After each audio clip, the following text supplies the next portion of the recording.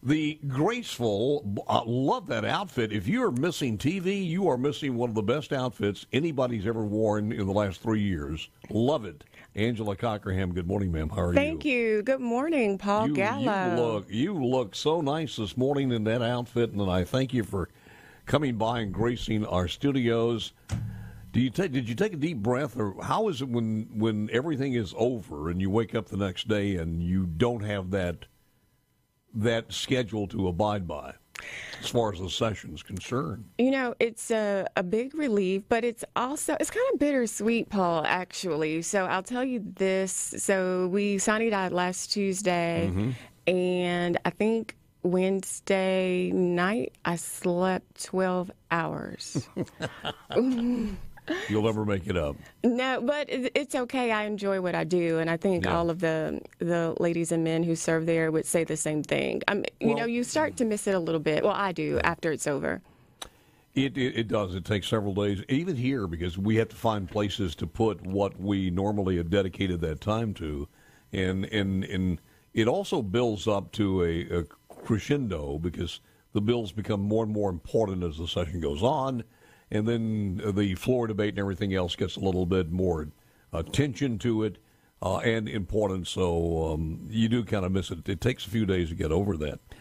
But it was an incredible session. I mean, one for the history books. It was. And you go back and you look at that and you say, geez, we did a lot that will change the state of Mississippi in the future, little by little, session by session.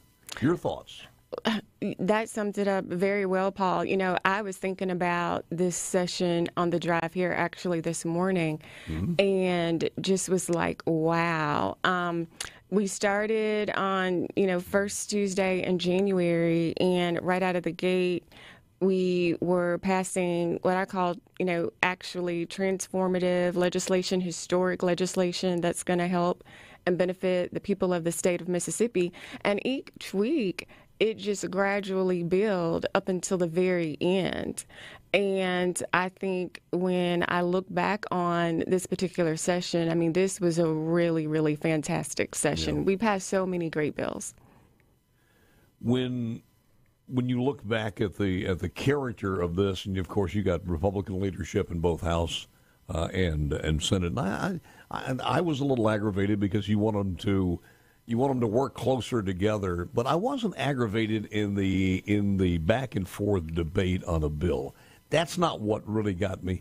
I think a lot, just as a regular citizen, when you have bills of this importance, whether it was the medical marijuana, but more so the personal income tax bill, and also the wildlife bill, I would like to see the House and Senate and committees get together during the off season to be better prepared for that. That the fighting wouldn't be during the game itself. We would have that during practice beforehand. Does that make sense?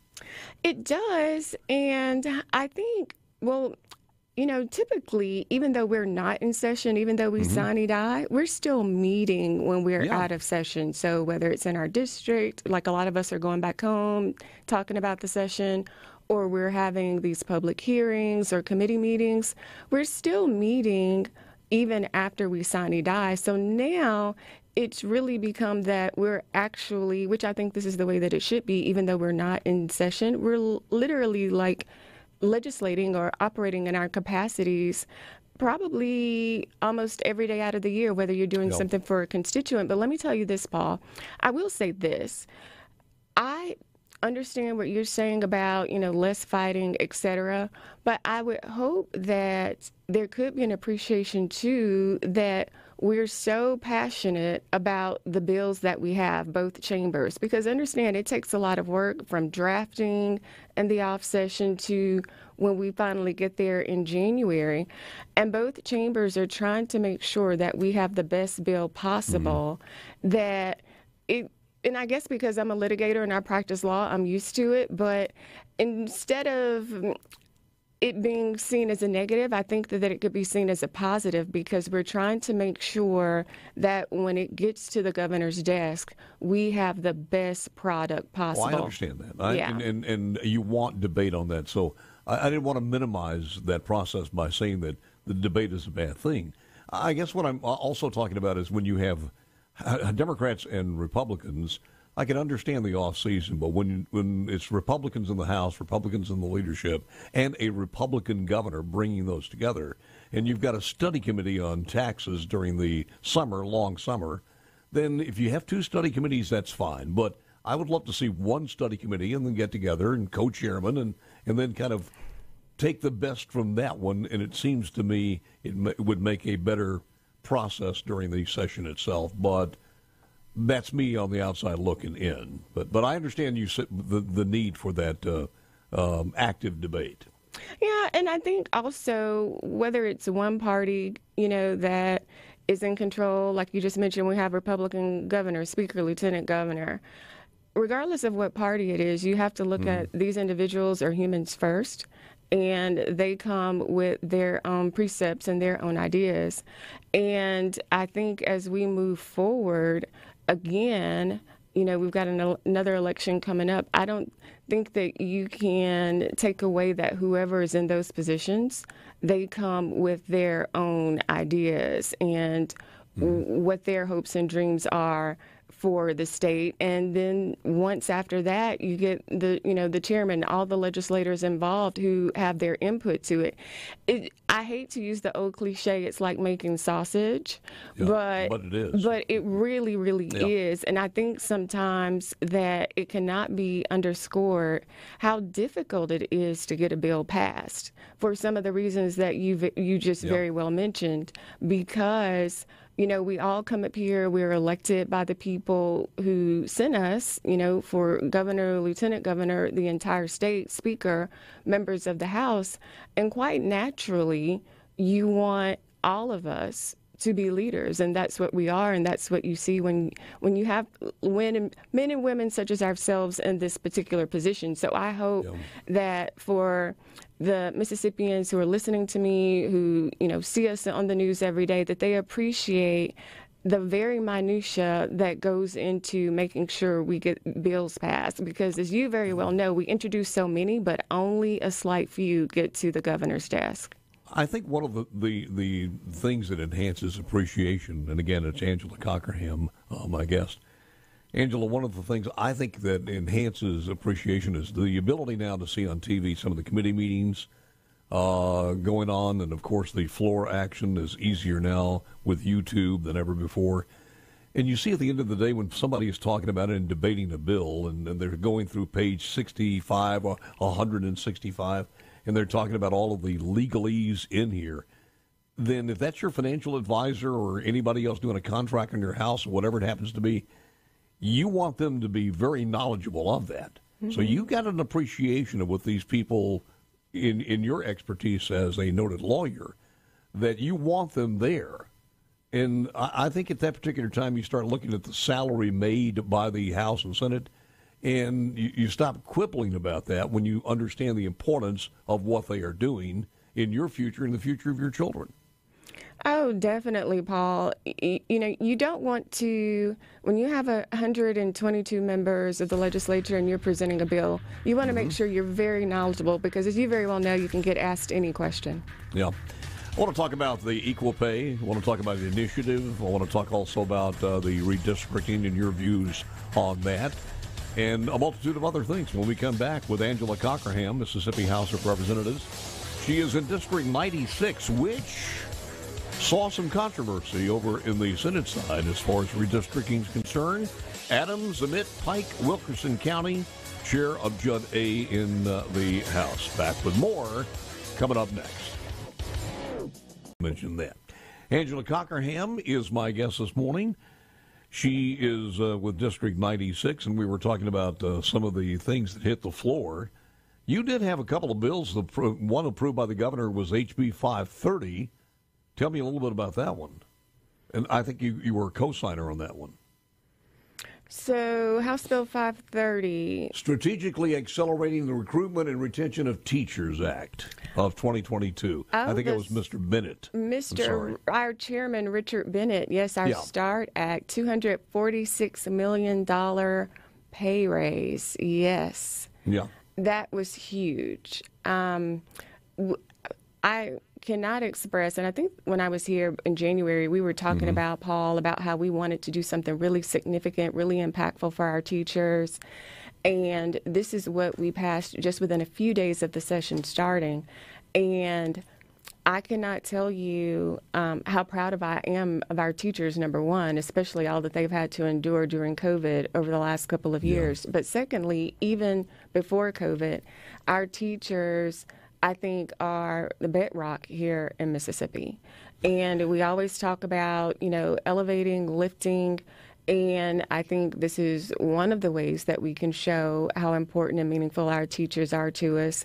But we had such impactful legislation coming through education this particular year, and I think this 530 that you mentioned is, at the top of the priority of what we've done here during this session. And we mentioned this before, and we got some anecdotal replies in or response to this, but for the most part, I have heard people say that they've already talked to some people who are really now considering coming back to Mississippi because of this. So I think it's going to have a tremendous impact. When you put, and I know I'm being redundant on this, but when you put the things that Mississippi has to offer, its people, cost of living, many safe, beautiful neighborhoods across our state, it is very attractive, and I think a lot of people do want to come back home. I think so, too. And people want to come back home. They want to stay here. They want to raise families here, have good schools to send their children, send our children so that they can be educated. We've got fantastic universities, and there's no better state than to live, I think, here. I was having this conversation yesterday with a constituent yesterday morning, and I asked, what makes you stay here? And he can live anywhere in the world that he wants to live. And he said, Angela, I never considered living anywhere else. Why would you? Yeah. And it harkens back to what you're saying about making sure that our people come back. But also, too, I think we've made huge strides in attacking the brain drain as well. Because once we get that talent, we want to make sure that it stays here. Yeah. We have so many people outside doing damage to our state as far as PR is concerned, beating up on us. I mean, we went through, and I'm not going to go over that again, but the little Twitter war over the weekend where, I was just posting some of the things good about Mississippi. And even in our schools, we don't see the CRT or we don't see the gender problem with the education that we're seeing in some other schools. And people don't want to hear that. They want to attach that as something negative. The other part of that is we have a bulletin out there this morning that U.S. inflation has soared another 8.5% over the past 12 months. It is as high now as the past 40 years. And you can feel that in other states as well as Mississippi, so you're not going to escape that. But the inflation is making people rethink moving or one way or the other.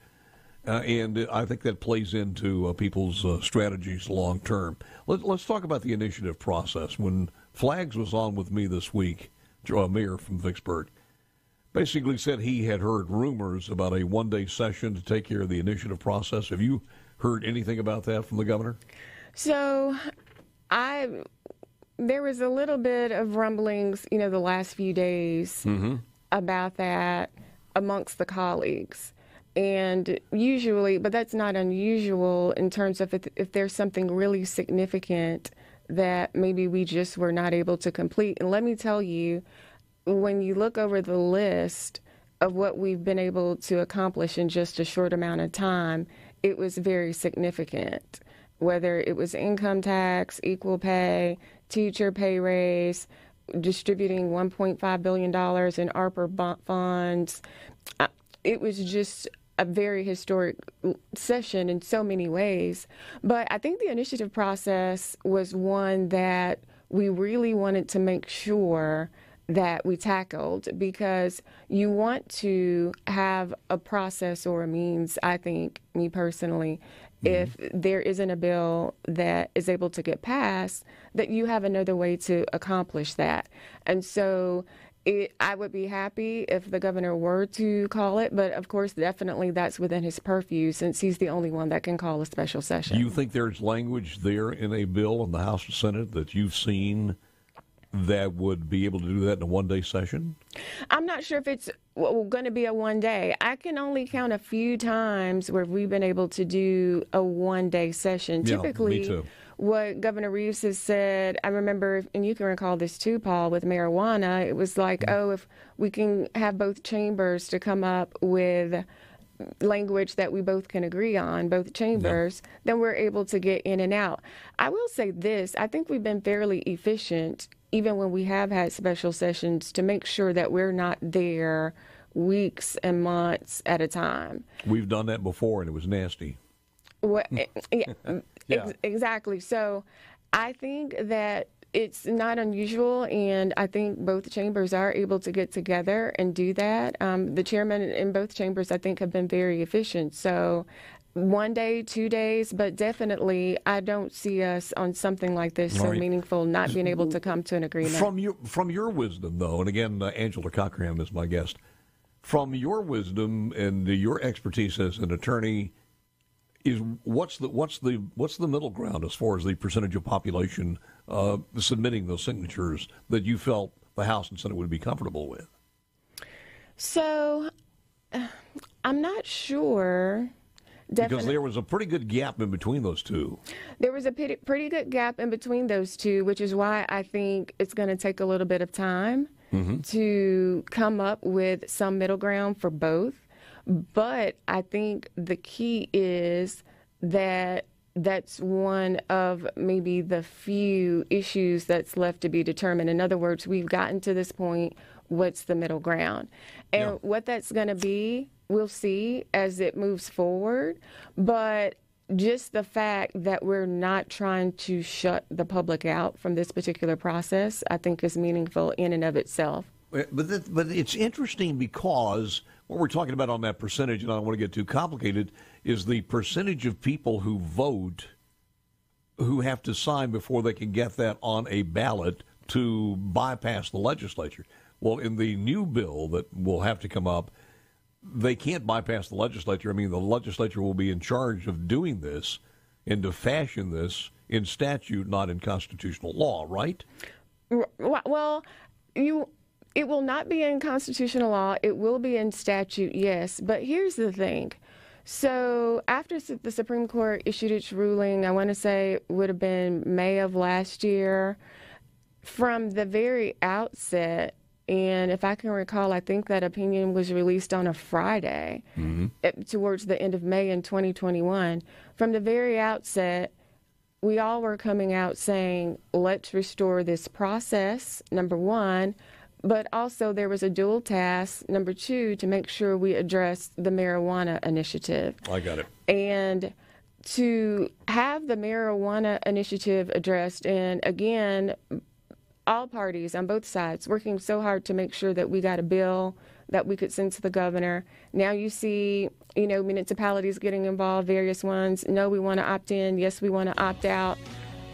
Leading to the initiative process is not going to be very difficult. I know that some people are like, well, it needs to be a certain percentage. It needs to be higher. It needs to be lower. But again, Paul, if we can get through marijuana, we'll get through this initiative process because we want to make sure the people have a right. Got to ask you in the final segment here about the equal pay bill. Can't let you go without that one. We've got to talk about equal pay. Let's do that when we return. Final segment with Angela Cockerham. Let's get back to the one and only Angela Cockerham quickly here because it's a short segment. Tell me about your feelings, your thoughts as far as the equal pay bill. Very proud of it. It's a solid piece of legislation, House Bill 770. I got elected in 2005. When my first session in 2006, we were talking about equal pay. So over the years, there have been a number of bills introduced, and so I'm very proud of it. A lot of time, a lot of thought, a lot of legal research has gone into this bill, and I think it's going to be very impactful for women, very helpful for someone who has any claim, particularly a woman, that they're not being paid equally. I think it resonates not only in the government sector, but the private sector across the state because it covers both. Yes, it governs both. Yeah. And when, especially again, after COVID, and I've looked at several studies, and you know this yourself, Paul, as we are transitioning with the declining numbers going back to work, and women going back, getting more education, going back to school, transitioning to various jobs, particularly sometimes, and it's a fact that women are paid less. And so I'm very proud to have this piece of legislation that women can utilize if they don't want to bring a federal claim, that we now have a state claim that addresses this issue and concern. And we were the last state in the nation to do that, is my understanding. We were the last, but I don't think that by any means, just because we were the last, doesn't mean that it wasn't something that we were trying to address. Yeah. And again, you can see by the number of bills that have been introduced over a period of time. Were you okay with the redistricting as far as the House is concerned? We had very little problems with that. We had a couple of bumps, but I can remember the years past, redistricting was a big deal. So we got by it without a lot of controversy. But as far as your thoughts in the House? My thoughts in the House are that, and this would be my second redistricting. Each year, it seems that there are population losses for whatever reason. And I think that goes back to what you and I just talked about, is making sure people want to come here, stay here. You had population losses. I think that there were some issues with the people not reporting to the census their household numbers, et cetera. So from the House side, with House District 96 and the way that was addressed and drawn, I'm very pleased with it. And when each year that I go through a redistricting, I'm thinking about the future and what that may look like. And I think overall, from a state perspective, from the House, we were able to address population losses, not just in Southwest Mississippi, but you had some in the Delta as well. And so to be able to make sure in certain instances that we weren't losing numbers was very important to me, and I'm glad to see that was able not to happen. If you look at the irony of this, though, when you start talking about the impoverished areas of our state, whether it's in the Southwest or the Mississippi Delta, where there is a lack of jobs, certainly good jobs in those areas, and there are higher rates of poverty. When we build up the schools and the schools do a good job and those kids are educated and they get into the workforce or they go to college or whichever, because when they get on their own, they start making money, they're not going to stay there. They're going to find a job somewhere else. So when you have a depletion of population, many people say that, they're moving somewhere. Are they moving into a suburb in DeSoto County or Madison or on the Gulf Coast, finding a job and rearing a family there? That's a good thing. But how do you bring jobs into a place like the Mississippi Delta? And we have spent literally billions and billions of dollars to figure that out. I don't think anybody has the answer there or any other place in any other state where factory doesn't want to come. Well, because I think that particularly, and I can speak to this being from Southwest Mississippi, that if it's about looking at, and I say each corner of the state has its own culture. For instance, we're more timber related. And so I will say I think that MDA, has been doing a great job in making sure that investors or potential companies look at certain areas, but we can't underscore the need to bring jobs to those areas, Southwest Mississippi and the Delta. Don't get me wrong. You have to keep trying. Angela, it's always good. I enjoy the visits. Do not be a stranger. Thank you. And congratulations on the just completed session. It was an historic.